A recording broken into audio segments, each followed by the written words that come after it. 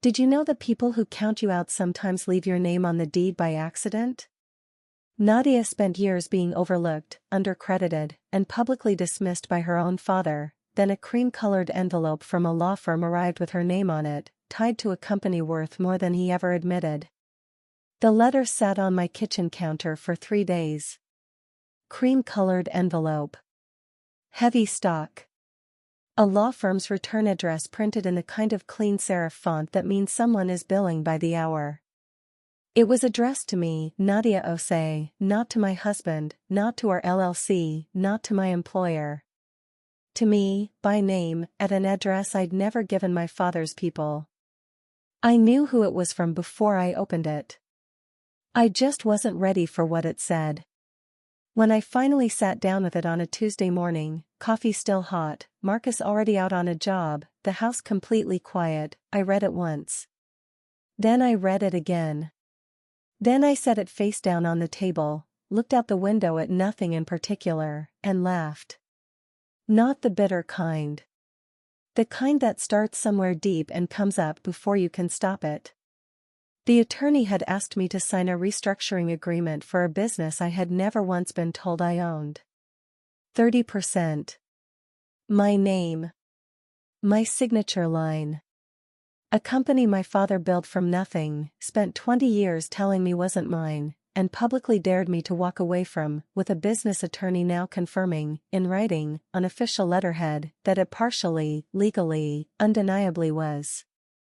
Before I tell you what that letter said, and what I did about it, I need to take you back 6 years. To a party I almost didn't attend. To a toast I'll never forget. To the exact moment my father looked at me across a room full of people who loved him and said the words that changed everything between us. And to the 2 words I said back, quietly, with a smile he completely misread. Got it, Dad. He thought that was surrender. It was the starting gun. My name is Nadia Osei. I'm 31 years old. I'm a senior supply chain analyst at a mid-size logistics firm outside Alpharetta, Georgia.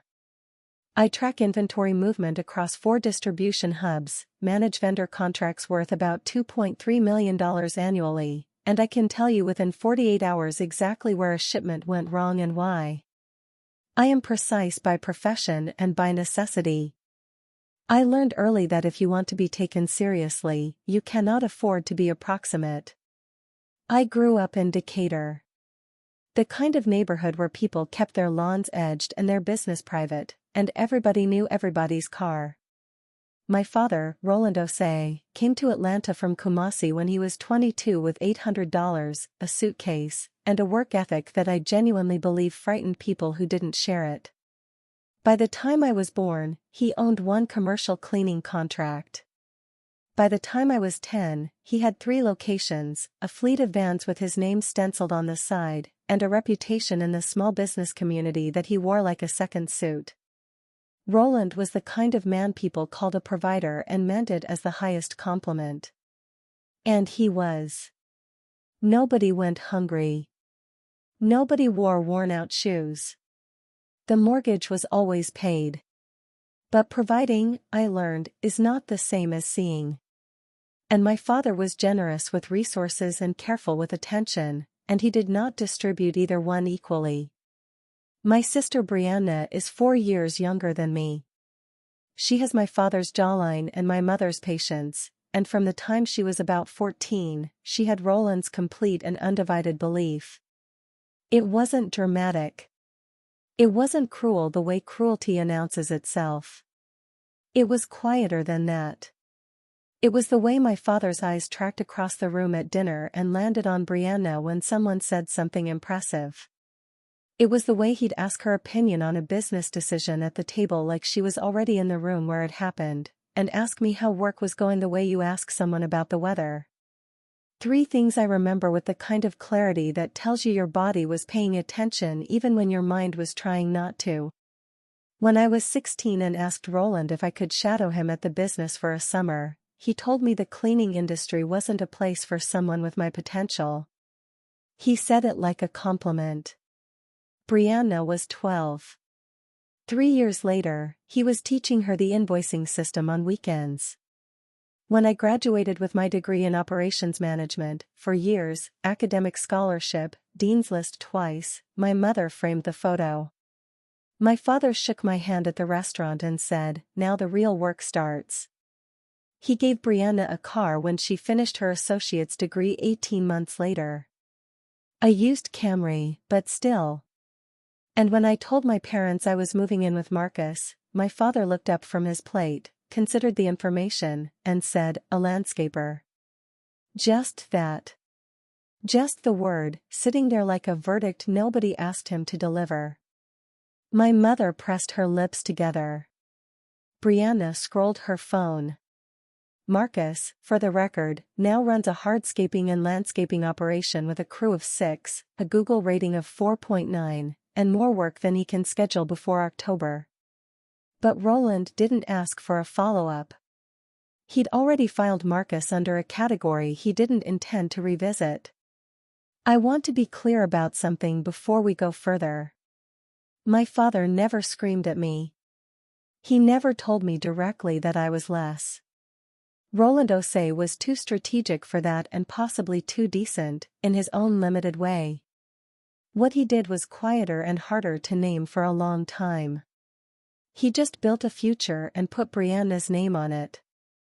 And whenever I stood close enough to feel the warmth of it, he'd find a way, gently, reasonably, with full plausible deniability, to remind me that I was standing in the wrong spot. I spent a lot of years trying to move to the right spot. Then I stopped. Brianna's engagement party was held on a Saturday evening in April at a venue in Buckhead that cost more per hour than my first apartment cost per month. Exposed brick, Edison bulbs, a catering spread that included a charcuterie table the length of a sedan. 40-something people in good clothes holding champagne flutes, the kind of crowd where everyone is smiling just slightly wider than they mean to. Marcus wore the navy blazer I'd bought him for my company's holiday dinner. He looked good. He always looks good when he decides to, which he doesn't decide often enough. We drove up together from Alpharetta, 45 minutes of easy conversation, and I remember thinking on the way in that I could do this. I could be present. I could celebrate my sister without tallying everything underneath the surface. I almost managed it. The first 2 hours were fine. Brianna was happy, genuinely, in the way that softens a person's edges. Her fiancé, Darnell, was warm and funny and shook Marcus's hand like he meant it. My mother floated between tables refilling glasses and touching shoulders, doing the thing she's always done, making everyone feel held without drawing attention to the effort. I talked to aunts I hadn't seen since Christmas.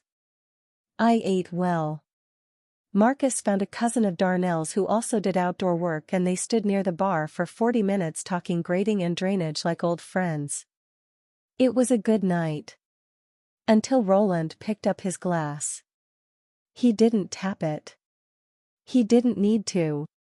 My father has a register he shifts into when he wants a room, a slight straightening of the spine, a half-beat pause, and then the voice drops just low enough that people lean in without realizing they're doing it. 40 people went quiet inside of 10 seconds. He talked about building the business from a single contract. About the early years, the vans, the overnight shifts, the accounts he lost and won back. He talked about legacy. About what it means to build something with your hands and then have someone worthy to hand it to. And then he looked at Brianna. "This company will be yours," he said. "It was always going to be yours. I knew it when you were 19 and you stayed up until midnight helping me renegotiate the perimeter contract. You have my instincts. You have your mother's grace. And you are going to take what I built and make it something I couldn't have imagined." The room responded the way rooms respond to Roland, warmly, fully, without reservation. Glasses raised. Brianna pressed her hand to her chest. Darnell put his arm around her shoulders. And then my father turned his head. Not all the way toward me. Just enough. The way you turn when you want someone to know you see them without giving them the dignity of your full attention. And Nadia. He said my name the way you'd add a footnote. You always did things your own way. I respect that. But if you ever fail out there on your own, he paused, just long enough to let the room get still, don't come begging. I mean that. A beat of silence. Then someone laughed, uncertain, the way people laugh when they can't tell if something was a joke, but laughing feels safer than not. 2 or 3 others followed. Roland smiled and raised his glass like punctuation, and just like that the moment folded itself back into the party and disappeared. 40 people. Not one looked at me directly afterward. Marcus's hand found mine under the table. He didn't squeeze it. He just put it there, steady and warm, and let me decide what to do with the contact. I smiled. I raised my glass with everyone else. And I said, quietly, just loud enough for the table, got it, Dad. He nodded once, satisfied, and moved on. In the car on the way home, Marcus drove and I looked out the passenger window at the Atlanta skyline pulling away behind us. Neither of us spoke for about 10 minutes. Then he said, without taking his eyes off the road. You know what the problem with a man like your father is? I waited. He's so used to being the one who holds things, he never once considered that something might already be in your hands. I didn't respond. I turned that sentence over slowly, the way you turn over something you want to keep without knowing yet where to put it. Neither of us could have known, sitting in that car on I-285 with the radio low and the city falling behind us, that Marcus was describing something literal. That there was already something in my hands. I just hadn't found it yet. I want to tell you what I didn't do after that night. I didn't call Roland the next morning and ask for an apology. I didn't write a letter. I didn't pull Brianna aside and make her responsible for something our father said. I didn't post anything. I didn't tell the story at work, or to friends, or to anyone who would hand me sympathy I'd then have to carry home. I didn't make a scene, and I didn't make a plan. I just got quiet. Not the wounded kind of quiet, though there was some of that in the beginning. The productive kind. The kind where you stop spending energy on a door that doesn't open and you put it somewhere that compounds. Marcus and I drove back to Alpharetta that night, made tea, sat on the back porch until almost midnight, and talked about everything except what my father had said. Because we'd already said what needed to be said in the car, and anything after that would just be picking at it. Marcus has always understood the difference between processing and recycling. It's one of the reasons I married him. The following Monday I went back to work. Within 8 months, I was promoted to senior analyst.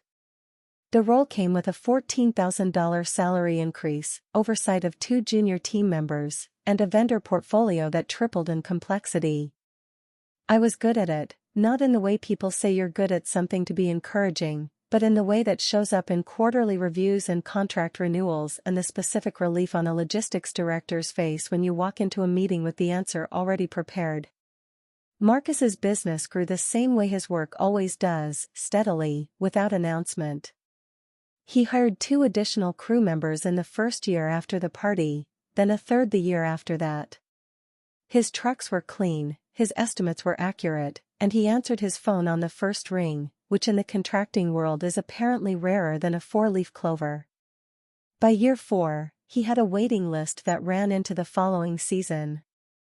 We bought a house. A craftsman in a quiet neighborhood with a porch that faces west, which means on a good evening the light comes through the front windows at an angle that makes the whole living room look like something you'd frame. We put 18% down. We didn't ask anyone for help, and we didn't tell anyone the price. I thought about Roland sometimes.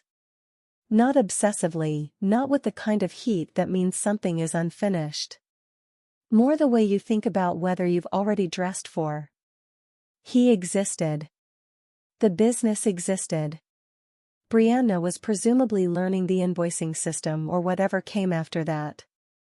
My mother sent birthday texts that were warm and brief and carefully free of anything that would require a response about Roland. I always wrote back. The years stacked up the way good years do, not dramatically, just solidly. One decision on top of another until you look up and realize you've built something that doesn't depend on anyone's approval to stand. I was not waiting for anything. That's what I want you to understand about what happened next. I wasn't watching the horizon for Roland's business to struggle. I wasn't tracking Brianna's performance or monitoring the franchise from a distance. I had genuinely, completely, moved the weight of my attention somewhere worth putting it. Which is exactly why, when the letter arrived, it hit the way it did. Not like something I'd been bracing for. Like something that walked through a door I'd already stopped watching. The envelope sat on my kitchen counter for 3 days. Creamstock, serif font, a franchise attorney's return address from a firm in Decatur I'd never heard of. Marcus noticed it the first evening but didn't ask. He knows my pace with things that come from that direction. By the 3rd day, it had that particular weight that unopened things accumulate when you already sense they're going to rearrange something. Tuesday morning. Coffee still hot. Marcus out by 7. The house completely quiet. I sat down at the kitchen table, pulled the envelope toward me, and opened it. The letter was 1 page. Clean formatting, professional letterhead, the kind of document that has been reviewed by at least 3 people before it reaches you. It was from a Mr. Terrence Polk, attorney, representing the franchisor in a restructuring negotiation with OSE Commercial Services LLC. The letter explained, in the careful language of someone trying not to alarm anyone prematurely, that as a listed equity partner in the LLC, my signature was required on a restructuring agreement before the negotiation could proceed. Equity partner. I read those 2 words 4 times. Then I set the letter down, picked up my coffee, realized my hands weren't entirely steady, and set the coffee back down. I am a supply chain analyst. My entire professional life is built around documentation, contracts, filing records, ownership structures, vendor agreements. I know what an LLC operating agreement looks like. I know what an equity stake means. I know that you do not end up on a business's founding documents by accident, and you do not get removed from them without a paper trail. I went to my laptop and pulled up the Georgia Secretary of State's business registry. OSE Commercial Services LLC. Filed 2003. I clicked through to the member listing. There were 3 names. Roland OSE. Cecilia OSE. And on the 3rd line, added as a silent equity partner in the original filing. Nadia A. OSE. 30%. I was 7 years old in 2003. I sat with that for a moment. Just sat with it, the way you sit with something your brain is processing faster than your feelings can follow. My father had structured the LLC with my name attached to nearly 1/3 of it before I was old enough to understand what a business was. The most likely explanation, and my attorney confirmed this later, was tax structuring. In the early years of a small business, distributing equity across family members on paper can reduce the owner's taxable income. It's legal. It's common. It's also the kind of thing that gets set up quickly, filed correctly, and then quietly forgotten about when the business grows beyond the point where it's still useful. Roland forgot about it. Or he assumed it didn't matter. Or, and this is the part one kept returning to while I sat at that kitchen table on a Tuesday morning with my coffee going cold, he simply never imagined a scenario in which it would. I called an attorney. Not a family friend, not someone Roland had ever referred. I found a business law firm in Alpharetta, explained the situation in 2 paragraphs, and had an appointment by Thursday. She was thorough and direct, which are the 2 qualities I need most in anyone I'm paying to think clearly on my behalf. She pulled the original operating agreement, the amendment history, the current franchisor contract, and the restructuring demand letter from Polk's office. She looked up from the documents and said, "You're a legitimate 30% equity partner in this LLC. That filing has never been amended. Your father cannot execute this restructuring agreement without your signature. Legally, without it, the negotiation cannot close." I asked her what happened if the negotiation didn't close. She set her pen down. "The franchisor terminates the license. All 3 locations lose the right to operate under the brand. The LLC would have to rebrand or dissolve. Given the royalty debt already on the books, dissolution is the more likely outcome. 3 locations. 40+ employees. 20 years of Roland's work. All of it sitting behind a signature line with my name typed beneath it. I called Yvette from the parking garage after the meeting. She answered on the second ring, the way she always does, like she's been waiting even when she hasn't. I told her everything. There was a long silence on her end, the kind that means someone is doing the mental math and arriving at a number that surprises them. "Nadia." Her voice was careful, almost reverent. "Does your dad know you know?" "No," I said. "Not yet." Another pause. "What are you going to do?" I looked out through the parking garage at the slice of gray Atlanta sky between the concrete levels. I thought about a toast at a party in Buckhead. A navy blazer. A room full of people laughing at the right moment. 2 words I'd said quietly with a smile that got completely misread. I thought about what Marcus said in the car on I-285. He never once considered that something might already be in your hands. "I'm going to find out exactly what I'm holding," I said. "And then I'm going to decide what to do with it. I want to be precise about what I did next, because I think it matters." I did not call Roland. I did not text Brianna. I did not drive to Decatur and knock on the door of the house I grew up in and ask my father to explain himself. I did not do any of the things that would have felt satisfying in the moment and cost me everything in the room that came after. I went back to my attorney. Her name is Diane Foster. She has the kind of office that is deliberately unintimidating, neutral colors, good light, no diplomas positioned at eye level to remind you of the power differential. She is also, I discovered over 3 appointments, one of the sharpest readers of a business document I have ever encountered. Which, given my profession, is not a compliment I distribute casually. As a 30% equity partner, I had the legal right to request full financial disclosure from the LLC. All of it. 3 years of operating statements, royalty payment records, the franchise agreement, the restructuring demand, the personal guarantee documentation. Diane filed the request on a Monday. By Wednesday, Polk's office had complied, because they needed me cooperative and they knew it. I spent a weekend going through the books the way I go through a vendor audit, methodically, without conclusion until the numbers have finished telling their story. The story they told was this. The royalty debt to the franchisor was $214,000, accumulated over 19 months of deferred payments. The deferral hadn't started because the business was failing.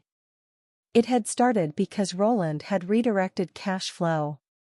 Brianna's operational budget for the newest location, the one she'd been running for 2 years, the one Roland had handed her like an inheritance preview, had been consistently overprojected and underdelivered. The shortfall was being quietly covered from the LLC's royalty reserve. Roland had been robbing the payment fund to keep Brianna's numbers from looking like what they were. The franchisor's 60-day window was now down to 31 days. Without restructuring, they'd lose the license. Without the license, all 3 locations closed. Without the locations, Roland's personal guarantee on the business loan, $340,000, signed 4 years ago during an expansion, came due in full. He'd lose the business and likely the house on Del Mar Drive that my mother had lived in for 26 years. I sat with that information for 2 days before I called Diane. "I'm ready," I said. "Set the meeting." She contacted Polk's office and confirmed my attendance at the restructuring negotiation. She did not tell them what position I intended to take. She told them I was coming to review the terms before making any decisions. Which was true, technically. I am always precise with language when it counts. The meeting was scheduled for a Thursday at 10 in the morning at Polk's office in Decatur. 12 minutes from the house I grew up in. 4 blocks from the church where Roland shook hands every Sunday with people who called him a provider and meant it as the highest compliment. Marcus drove me. He offered to come in and I shook my head. "You sure?" I picked up my folder from the back seat. 30% equity stake. 3 years of financials. Diane's summary memo. Polk's restructuring proposal with my name on the signature page. "This one's mine," I said. He nodded once. Kissed my temple. And watched me walk through the front door. The elevator opened on the 4th floor to a carpeted hallway that smelled like recycled air and fresh coffee. The receptionist checked my name, made a call, and asked me to wait. I sat in a chair near the window, folder on my lap, and looked out at Decatur moving through its Thursday morning. Delivery trucks on the main road. A woman walking a dog that had opinions about the pace. The dry cleaner's awning on the corner that I remembered from childhood, same green, same gold lettering, completely unchanged. I heard the conference room door open. Polk's assistant appeared in the hallway and gestured toward the room. I stood, straightened my jacket, and walked through the door. Roland was already seated at the far end of the table. He looked up when I walked in. And for exactly 1 second, one unguarded, unperformed second, his face did something I had never seen it do in 31 years. It went uncertain. He recovered immediately. Sat straighter. Arranged his expression back into the version of Roland Osei that ran 3 business locations and commanded rooms without trying. But I had seen it. That single second of uncertainty. And it told me everything I needed to know about whether he'd understood, before I walked through that door, exactly what was in my hands. "Nadia." His voice was steady. "Practiced. I didn't know you'd be here in person." I set my folder on the table and sat down across from him. "I know," I said. And I opened the folder. I did not perform the moment. That's the thing I want you to understand about what happened in that conference room. There was no speech. No list of grievances read aloud from a prepared document. No version of "Do you remember what you said at Brianna's party" delivered across a mahogany table for effect. I had carried that toast in my chest for 6 years and I chose, deliberately, not to put it on the table. What I put on the table were the financials. Diane had prepared a 1-page summary. Royalty debt, timeline of deferrals, correlation between the cash redirection and Brianna's location shortfall, restructuring terms as proposed, and at the bottom, in clean type, the 2 conditions under which I would sign. First, a formal buyout of my 30% equity stake at fair market valuation, calculated by an independent assessor, documented through Polk's office, processed within 45 days of the restructuring closing. Second, a written acknowledgement, signed by Roland and filed with the LLC amendment, that I had been a legitimate equity partner since the original 2003 filing. Not an apology. Not a conversation. 2 clean, legal, documented conditions. Polk read the summary. Roland read it. The room was quiet in the particular way of rooms where someone has just been handed the truth about their own numbers by someone they underestimated. Roland looked up. His jaw was set, but his eyes were doing something more complicated. You're going to hold your sister's business over my head. I held his gaze. I'm going to hold my 30% over nothing. I'm going to use it exactly once and then sign it away. Which is more than you ever told me I had. A long silence. The valuation could take weeks, Polk said carefully. Then we start today, I said. Roland signed the restructuring agreement 14 days later. The independent assessor completed the valuation at $291,000 for the full LLC. My 30% came to $87,300. Roland wrote the check personally. It cleared on a Friday afternoon in November. I was at my desk at work when Diane's email arrived with the confirmation. I read it once, closed the laptop, and sat for a moment with my hands flat on my desk. Then I went back to work. The family found out the way families find out things, in pieces, through the wrong channels, with details missing that everyone filled in according to their own loyalties. Yvette told me Roland didn't speak about it directly to anyone. He didn't have a version of events he could tell cleanly, and Roland Osei had never been comfortable in rooms where he couldn't control the narrative. Brianna called me 3 weeks after the check cleared. The call was short and not entirely comfortable and more honest than most conversations we'd had in a decade. She didn't apologize exactly, but she said something that landed close enough. I didn't know about the 30% either, Nadia. I want you to know that. I believed her. It didn't fix anything, but it mattered. Roland called on a Sunday evening 6 weeks later. Marcus was outside. The house was quiet. I almost didn't answer, then did. The call lasted 9 minutes. Roland is not a man who was built for this particular kind of conversation, the kind with no agenda, no leverage, no transaction to close.